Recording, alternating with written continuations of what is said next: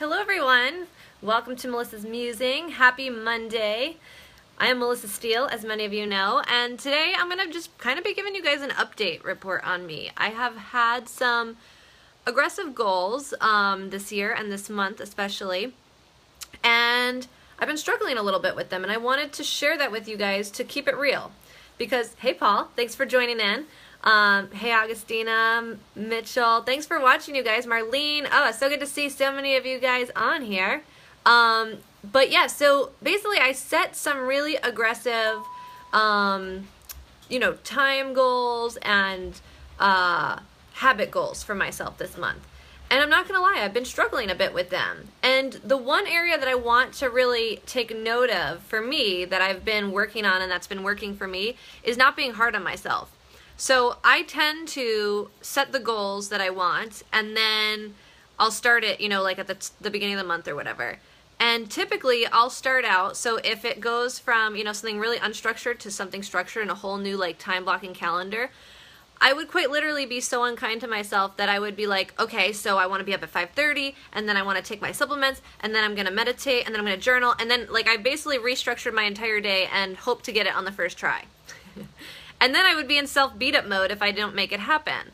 So this time around, what I've really been conscious of is not allowing myself to be in that self-beat-up mode, but to simply be. So if I'm waking up at 5:30, I saw this firsthand yesterday, actually, for our open house. I woke up at 5:30 a.m., was feeling really, stoked on everything, feeling super motivated, got up, meditated, did my, morning routine, and as I was going to the bathroom and, having my, going through that type of thing, I have some stomach issues, as many of you know, and I felt really nauseous for some reason, and thought I was going to throw up, actually. So I was like, you know what, and typically, Melissa, me, I'm just like, okay, whatever, I'll be fine. I have my first thing starting at 8 a.m. I'll be fine.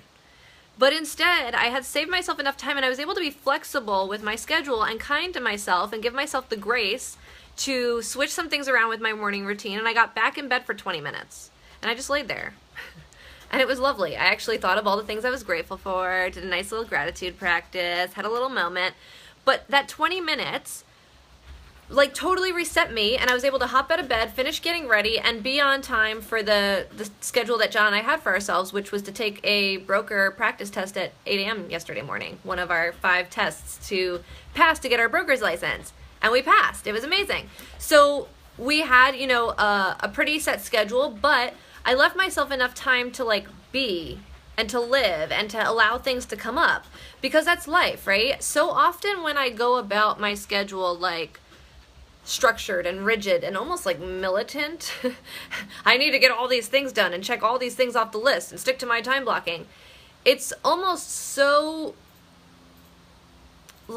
obsessive that it's of detriment to me. It's not beneficial and serving me and making me super productive and on fire for my day. Instead, it's stress inducing. It gives me anxiety. I feel like I'm behind. So instead, this time around, I'm really being mindful of how I'm approaching it, and it's going well. While I have not achieved everything on the list, and while I have fallen short a little bit on some of the goals and the habits that I am trying to implement, I'm making exceptional progress, and I'm acknowledging myself for that.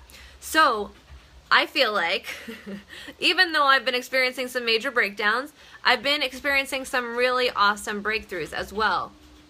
And my battle with time and really truly having enough time for everything that I want to do in life is something that I constantly get to work on, because I don't want the people around me to feel like I'm always busy. I'm not always busy.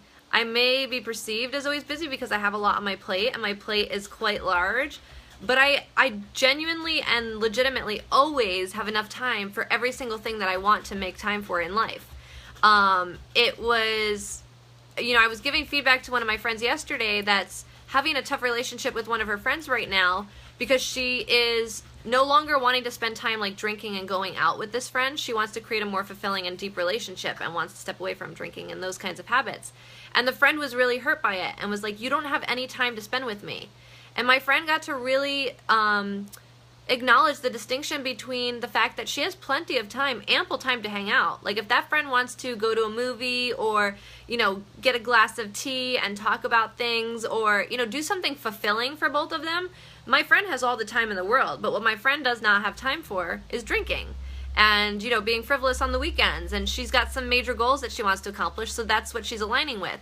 So that's where I'm at, you know, and it's really empowering to take leadership over my time and to fully take ownership of it and be responsible of it and recognize that when I'm falling short on my habits and goals, it's not to be self-beat up, but it's feedback. Where else am I falling short in the commitments I'm making to myself? Where am I, you know, potentially falling short on the commitments I make to other people? So it's all awareness, and these are things that I'm sharing with you guys today to hopefully make you more aware. Sorry, momentary lapse, not sure what's going on with my internet, but so that you can be aware as well of where you might be allowing, you know, where you might be too hard on yourself or could allow yourself some more grace. That's one of the most important things that I've been learning. And, you know, going through the leadership program last year, I would get calls from my coach and they'd be like, how's your, you know, like, how are your goals? And I would start listing things off and they'd be like, oh, wait, sorry, wrong problem. What have you done for you today? Have you eaten 3 meals? You know, so I genuinely am super stoked on my goals. I'm really excited about the habits I'm implementing, but what I'm doing is giving myself grace to implement them, and I'm also rolling with the punches. Because this past week, my yoga studio changed the class times, and now I get to figure out a way to incorporate yoga and exercise back into my schedule. So, life throws you lemons. This always happens, and when you've got the perfectly planned out day, often things come up that, you know, throw a wrench in that. So it's really great to be in a space where you can just be and not just actually, where you can be present and allow yourself to be flexible when things come up, because that's life and life happens. So I hope you guys are having a great week. I'm feeling pretty stoked on this Monday. John and I were up at the butt crack of dawn this morning cranking on things. We had a really productive weekend, up at 5:30 all weekend too. So I am on it. I'm on fire, and I'm going to keep crushing things. So if I can support you guys in any way, or if you are struggling and being too hard on yourself and have aggressive goals for yourself, thanks for all the love, you guys. Sorry, got a phone call. It's the day of interruptions. I get to go with the flow. Love you guys. Talk to you soon.